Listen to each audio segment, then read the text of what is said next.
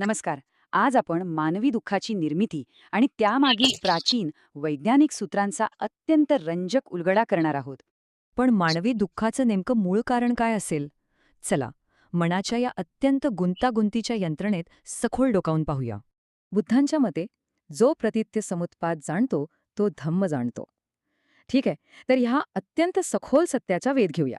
सोप्या भाषेत सांगायचं तर ही 12 कड्यांची एक अशी साखळी आहे जिथे एक कडी दुसऱ्या कडीला ऊर्जा देते. या भयानक साखळीची सुरुवात अविद्येने म्हणजेच अज्ञानाने होते. हीच ती पहिली कडी जी दुःखाच्या अखंड प्रक्रियेला गती देते. आणि परिणामी हीच साखळी थेट अनंत पुनर्जन्म, दुःख आणि जरामरणाच्या अखंड फेऱ्यात सर्वांना कायमचं अडकवून ठेवते. इथेच पंचशील कामी येतं. हे केवळ नैतिक नियम नक्कीच नाहीत, तर साखळीला रोखणारं हे एक अत्यंत शक्तिशाली संरक्षणात्मक कवच आहे.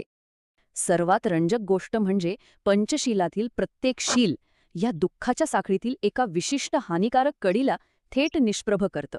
पण लक्षात घेण्यासारखा मुद्दा हा की 5व्या शिलाशिवाय स्मृती नष्ट होते आणि ही साखळी अगदी बेधुंदपणे चालू राहते.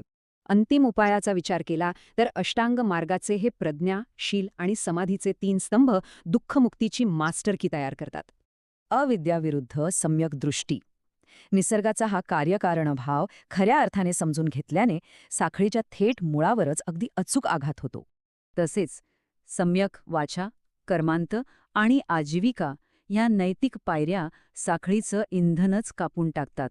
यामुळे अकुशल कर्मांची निर्मितीच थांबते. सम्यक व्यायाम मनाचा सराव घडवतो. वागणुकीला चालना देणारी तीव्र इच्छा म्हणजेच तृष्णा याद्वारे अगदी मुळापासून उपटून टाकली जाते. आता प्रश्न पडतो, या स्वयंचलित साखळीमध्ये मानवी स्वातंत्र्य नेमकं कुठे दडलंय? आपण हस्तक्षेप नेमकं कोणत्या क्षणी करू शकतो? याचं उत्तर म्हणजे सम्यक स्मृती. वर्तमानात कोणत्याही प्रतिक्रियेशिवाय केवळ सजग राहणं हे मानसिक चक्र तोडण्याचं सर्वात प्रभावी साधन आहे. इथेच जादू होते. वेदनेतून तृष्णेकडे जाणाऱ्या त्या अत्यंत महत्वाच्या क्षणाला सम्यक स्मृती अगदी अचूकपणे मध्येच अडवून धरते. सर्व संवेदना अनित्य आणि तात्पुरत्या आहेत हे जाणल्याने मनाची प्रतिक्रिया लगेच थांबते आणि हे दुःखाचं चक्र कायमचं खंडित होतं.